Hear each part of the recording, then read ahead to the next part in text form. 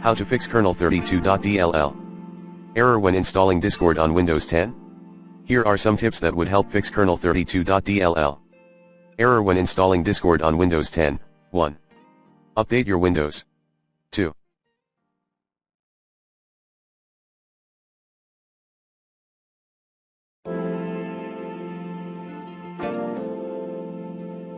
Update your device drivers using the recommended Avast driver updater in this video guide.